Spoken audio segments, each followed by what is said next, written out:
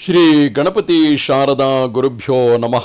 ವಸುದೇವ ಸುತಂ ದೇವಂ ಕಂಸಚಾಣೂರಮರ್ದನಂ ದೇವಕಿ ಪರಮಾನಂದಂ ಕೃಷ್ಣಂ ವಂದೇ ಜಗದ್ಗುರುಂ.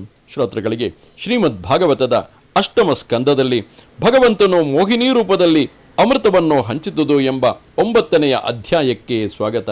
ಶ್ರೀ ಶುಕರು ಹೇಳುತ್ತಾರೆ, ತೇನ್ಯೋನ್ಯತೋ ಸುರಾಃ ಪಾತ್ರಂ ಹರಣ್ಯಸ್ತ್ಯಕ್ತ ಸೌಹೃದಾಃ ಕ್ಷಿಪಂತೋ ದಸ್ಯುಧರ್ಮಾಣ ಆಯಾಂತೀಂ ದದೃಶಸ್ತ್ರಿಯಂ.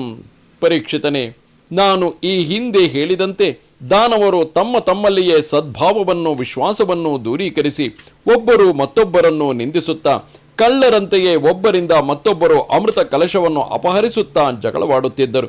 ಅದೇ ಸಮಯಕ್ಕೆ ಸರಿಯಾಗಿ ಸುಂದರಿಯಾದ ಸ್ತ್ರೀಯೊಬ್ಬಳು ತಮ್ಮ ಕಡೆಗೆ ಬರುತ್ತಿದ್ದುದನ್ನು ನೋಡಿ ಅವರು ದಂಗು ಬಡಿದು ಹೇಳಿದರು, ಆಹಾ, ಎಂತಹ ರೂಪು, ಎಂತಹ ತೇಜಸ್ಸು, ಎಂತಹ ನವ ಯೌವನ ಎಂದು ಉದ್ಗರಿಸುತ್ತಾ ಕಾಮೋದ್ದೀಪ್ತನಾಗಿದ್ದ ಆ ದಾನವರು ಅವಳ ಬಳಿಗೆ ಓಡಿಬಂದು ಬೆಸಗೊಂಡರು.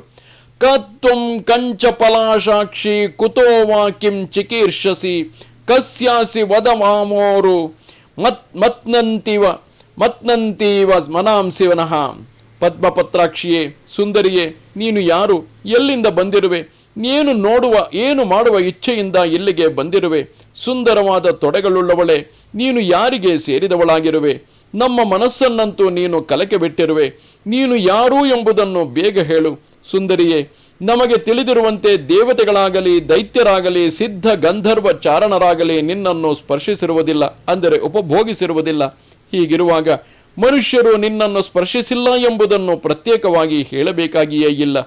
ಸುಂದರವಾದ ಹುಬ್ಬುಗಳುಳ್ಳವಳೆ, ಶರೀರವನ್ನು ಧರಿಸಿರುವ ಪ್ರಾಣಿಗಳ ಇಂದ್ರಿಯಗಳಿಗೂ ಮನಸ್ಸಿಗೂ ಸಂತೋಷವನ್ನು ಉಂಟು ಮಾಡುವ ಸಲುವಾಗಿ ಪರಮ ದಯಾಳುವಾದ ಬ್ರಹ್ಮನೇ ನಿನ್ನನ್ನು ಸೃಷ್ಟಿಸಿ ಇಲ್ಲಿಗೆ ಕಳುಹಿಸಿರಬಹುದೇ?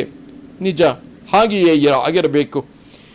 ಸುಂದರವಾದ ನಡುವಿನಿಂದ ಕೂಡಿರುವವಳೆ, ಮಾನಿನಿಯೇ, ಹೀಗೆ ವಿಧಿ ಪ್ರಚೋದಿತಳಾಗಿಯೇ ಬಂದಿರುವ ನೀನು ಒಂದೇ ವಸ್ತುವನ್ನು ಆಶಿಸಿ ಸೆಣಸಾಡುತ್ತಾ ಬದ್ಧವೈರಿಗಳಾಗಿ ಬಿಟ್ಟಿರುವ ಜ್ಞಾತಿ ಬಾಂಧವರಾದ ನಮಗೆ ಕ್ಷೇಮವನ್ನುಂಟು ಮಾಡು. ನಾವೆಲ್ಲರೂ ಕಶ್ಯಪನ ಮಕ್ಕಳು, ಅಣ್ಣ ತಮ್ಮಂದಿರು. ಈ ಒಂದು ವಸ್ತುವಿಗಾಗಿ ನಮ್ಮ ಪರಾಕ್ರಮವನ್ನು ತೋರಿಸುತ್ತಾ ಕಾದಾಡುತ್ತಿದ್ದೇವೆ. ನಮಗೆ ಸಿಕ್ಕಬೇಕಾಗಿರುವ ಪಾಲಿನಲ್ಲಿ ವ್ಯತ್ಯಾಸವಾಗದಂತೆ ನ್ಯಾಯೋಚಿತವಾಗಿ ಈ ಅಮೃತವನ್ನು ನಮಗೆ ಹಂಚಿಕೊಡು. ಪರೀಕ್ಷಿತ, ರಾಕ್ಷಸರಿಂದ ಹೀಗೆ ಪ್ರಾರ್ಥಿಸಲ್ಪಟ್ಟ ಮಾಯೆಯಿಂದ ಹೆಂಗಸಿನ ವೇಷವನ್ನು ಧರಿಸಿದ್ದ ಶ್ರೀಹರಿಯು ಗಹಗಹಿಸಿ ನಗುತ್ತಾ ಸುಂದರವಾದ ಕಟಾಕ್ಷ ವೀಕ್ಷಣದಿಂದ ದಾನವ ನಾಯಕರನ್ನು ನೋಡುತ್ತಾ ಈ ಮಾತನ್ನು ಹೇಳಿದನು. ಕಥಂ ಕಶ್ಯಪದಾಯಾದ ಪುಂಶ್ಚಲ್ಯಾಂ ಮಯಿ ಸಂಗತಾಃ ವಿಶ್ವಾಸಂ ಪಂಡಿತೋ ಜಾತು ಕಾಮಿನೀಷು ನಯಾತಿ ಸಾಲಾವೃತಾಂ ಸ್ತ್ರೀಣಾಂಚ ಸ್ವೈರಿಣೀನಾಂ ಸುರದ್ವಿಷಃ ಸಖ್ಯಾನ್ಯಾಹುರ ನಿತ್ಯಾನಿ ನೂತ್ನಂ ವಿಚಿನ್ವತಾಂ.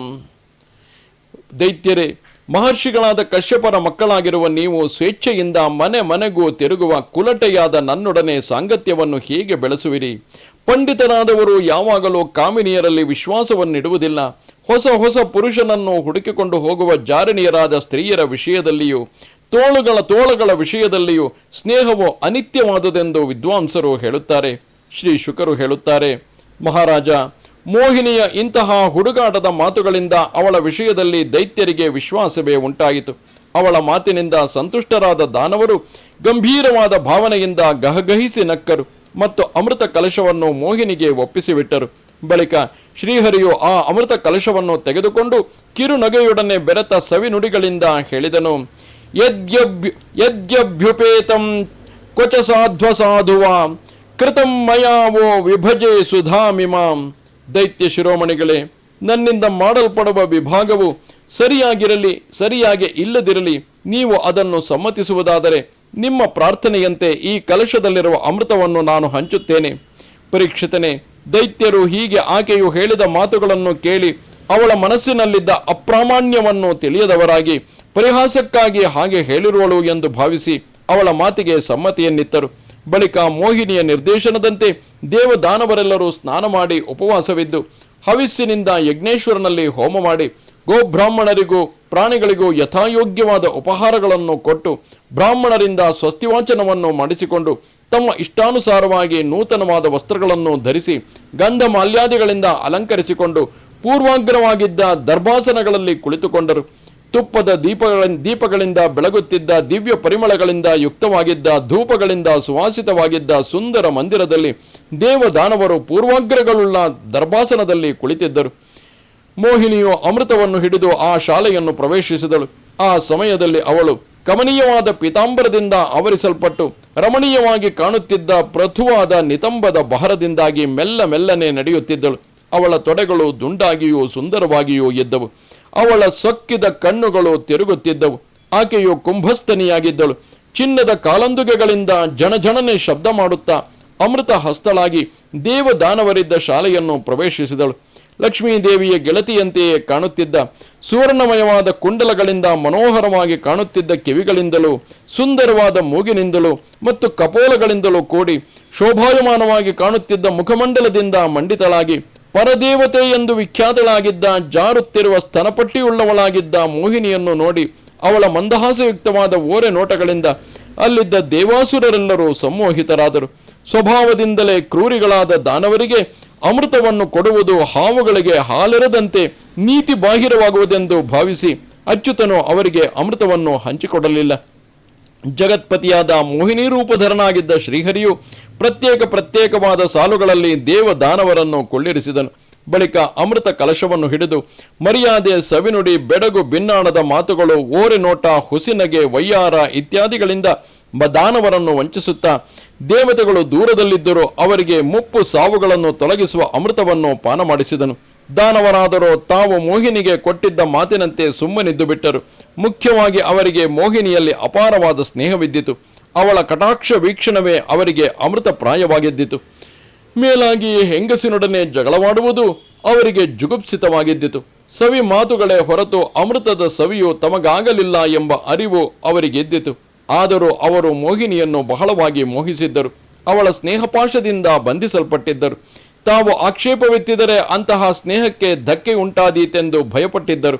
ಆದುದರಿಂದ ಅವಳ ವಿಷಯದಲ್ಲಿ ಯಾವ ಅಪ್ರಿಯವಾದ ಮಾತುಗಳನ್ನು ಆಡದೆ ಮರ್ಯಾದೆಯಿಂದ ಸ್ವಸ್ಥವಾಗಿ ಕುಳಿತಿದ್ದರು. ದೈವ ಸಂಕಲ್ಪವನ್ನು ಮೀರಿಸಲೋ ಎಂಬಂತೆ ಸ್ವರ್ಭಾನು ಎಂಬ ರಾಕ್ಷಸನು ದೇವತೆಗಳ ವೇಷವನ್ನು ಧರಿಸಿ ಅವರ ಸಾರಿನಲ್ಲಿಯೇ ಕುಳಿತು ಬಿಟ್ಟನು. ಮೋಹಿನಿಯು ಹಂಚಿಕೊಟ್ಟ ಅಮೃತವನ್ನು ಪಾನ ಮಾಡುತ್ತಿರುವ ವೇಳೆಗೆ ಸರಿಯಾಗಿ ಸೂರ್ಯ ಚಂದ್ರರು ರಾಕ್ಷಸನು ದೇವತೆಗಳ ರೂಪದಲ್ಲಿ ಬಂದು ಕುಳಿತು ಅಮೃತಪಾನ ಮಾಡುತ್ತಿರುವುದನ್ನು ಶ್ರೀಹರಿಗೆ ಸೂಚಿಸಿದರು. ಒಡನೆಯೇ ಶ್ರೀಹರಿಯು ಕತ್ತಿಯ ಅಲುಗಿನಂತೆ ಬಹಳ ತೀಕ್ಷ್ಣವಾಗಿದ್ದ ಚಕ್ರದಿಂದ ಅಮೃತಪಾನ ಮಾಡುತ್ತಿದ್ದ ಸ್ವರ್ಭಾನುವಿನ ತಲೆಯನ್ನು ಕತ್ತರಿಸಿಬಿಟ್ಟನು. ಆ ವೇಳೆಗೆ ಕುಡಿದ ಅಮೃತವು ಗಂಟಲೊಳಗೆ ಹೋಗದೇ ಇದ್ದುದರಿಂದ ಕಬಂಧವು, ಅಂದರೆ ತಲೆ ಇಲ್ಲದ ಶರೀರವು ಬಿದ್ದು ಹೋಯಿತು. ಅಮೃತವನ್ನು ಪಾನ ಮಾಡಿದ ತಲೆಯು ಮಾತ್ರ ದೇವತ್ವವನ್ನು ಹೊಂದಿತು. ದೇವತ್ವವನ್ನು ಹೊಂದಿದ್ದ ಆ ತಲೆಯನ್ನು ಬ್ರಹ್ಮನು ಗ್ರಹವನ್ನಾಗಿ ಮಾಡಿದನು. ಆ ಗ್ರಹವು ಈಗಲೂ ಪರ್ವಕಾಲದಲ್ಲಿ ಅಂದರೆ ಗ್ರಹಣಗಳಲ್ಲಿ ದ್ವೇಷ ಬುದ್ಧಿ ಉಳ್ಳದ್ದಾಗಿ ಸೂರ್ಯ ಚಂದ್ರರನ್ನು ನುಂಗಲು ಹೋಗುತ್ತದೆ. ಹೀಗೆ ಕೃಪಾಳುವಾದ ಭಗವಂತನ ಸಹಾಯದಿಂದ ದೇವತೆಗಳೆಲ್ಲರೂ ಅಮೃತಪಾನ ಮಾಡಲು ಜಗದ್ರಕ್ಷಕನಾದ ಶ್ರೀ ಭಗವಂತನಾದ ಮಹಾವಿಷ್ಣುವು ರಾಕ್ಷಸ ವೀರರು ನೋಡುತ್ತಿದ್ದಂತೆಯೇ ಮೋಹಿನಿ ರೂಪವನ್ನು ಬಿಟ್ಟು ನಿಜ ರೂಪವನ್ನು ತಾಳಿದನು.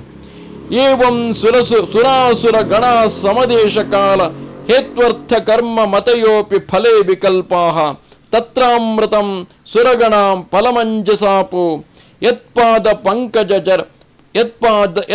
ಪಂಕಜರಜ ಶ್ರೇಣಾನ್ನ ದೈತ್ಯಾಹ. ಪರೀಕ್ಷಿತ, ಹೀಗೆ ದೇವದಾನವರು ಒಂದೇ ಕಡೆಯಲ್ಲಿ ಒಂದೇ ಕಾಲದಲ್ಲಿ ಅಮೃತ ರೂಪವಾದ ಒಂದೇ ಪ್ರಯೋಜನವನ್ನು ಉದ್ದೇಶಿಸಿ ಒಂದೇ ವಿಧವಾದ ಧೈರ್ಯ ಮತ್ತು ಬುದ್ಧಿಯುಳ್ಳವರಾಗಿ ಒಂದೇ ಸಮನಾಗಿ ಶ್ರಮಿಸಿದರೂ ವ್ಯತ್ಯಾಸವಾದ ಫಲಗಳನ್ನು ಹೊಂದಿದರು. ಭಗವಂತನ ಪಾದ ಕಮಲಗಳ ಆಶ್ರಯದಿಂದ ದೇವತೆಗಳು ಅಮೃತವನ್ನು ಪಡೆದರು. ಭಗವಂತನನ್ನು ವಿರೋಧಿಸುವವರಾದುದರಿಂದ ದೈತ್ಯರಿಗೆ ಅಮೃತವು ಸಿಕ್ಕಲಿಲ್ಲ. ಯದ್ಯುಜ್ಯತೆ ಸುಕರ್ಮ ಮನೋವಚೋಭಿರ್ದೇಹಾತ್ಮಜಾದಿಷು ನ್ಯಭಿಸ್ತದಸತ್ ಪೃಥಕ್ವಾತ್ ತೈರೇವ ಸದ್ಭವತಿ ಯತ್ಕ್ರಿಯತೆ ಪೃಥಕ್ತ್ವಾ ಸರ್ವಸ್ಯ ತದ್ಭವತಿ ಮೂಲ ನಿಷೇಚನಯತ್. ಮನುಷ್ಯನು ತನ್ನ ಪ್ರಾಣ, ಧನ, ಕರ್ಮ, ಮನಸ್ಸು, ಮಾತು ಇವುಗಳಿಂದ ತನ್ನ ಶರೀರಕ್ಕಾಗಿ, ಪತ್ನಿ, ಪುತ್ರ, ಬಂಧುಗಳಿಗಾಗಿ ಯಾವುದನ್ನು ಮಾಡುವನೋ ಅವೆಲ್ಲವೂ ವ್ಯರ್ಥವೇ ಸರಿ. ಏಕೆಂದರೆ ಅದರಲ್ಲಿ ನಾನು, ನನ್ನದು ಎಂಬ ಭೇದ ಬುದ್ಧಿ ಇರುತ್ತದೆ. ಆದರೆ ಅದೇ ಪ್ರಾಣ, ಧನ, ಮಾತು, ಮನಸ್ಸು, ಕಾಯಗಳಿಂದ ನಾನು, ನನ್ನದು ಎಂಬ ಅಭಿಮಾನವನ್ನು ತೊರೆದು ಭಗವಂತನ ಸಲುವಾಗಿ ಮಾಡಿದುದೆಲ್ಲವೂ ಸಾರ್ಥಕವಾಗುತ್ತದೆ. ಶರೀರ, ಪುತ್ರ, ಪತ್ನಿಯರಿಗೂ ಹಿತವಾಗುತ್ತದೆ. ಸಂಸಾರಕ್ಕೆ ಮೂಲ ಪುರುಷನು ಪರಮಾತ್ಮ. ಪರಮಾತ್ಮನ ಅರ್ಚನೆಯಿಂದ ಸಂಸಾರಕ್ಕೆ ಹಿತವಾಗುತ್ತದೆ.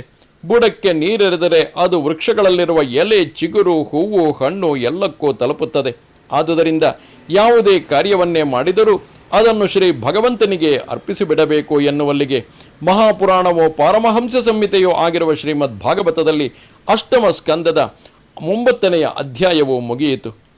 ನಮಸ್ತೆ ಶಾರದೆ ದೇವಿ ಕಾಶ್ಮೀರ ಪುರವಾಸಿನಿ ತ್ವಾಮಹಂ ಪ್ರಾರ್ಥಯೇ ನಿತ್ಯಂ ವಿದ್ಯಾದಾನಂಚ ದೇಹಿಮೆ.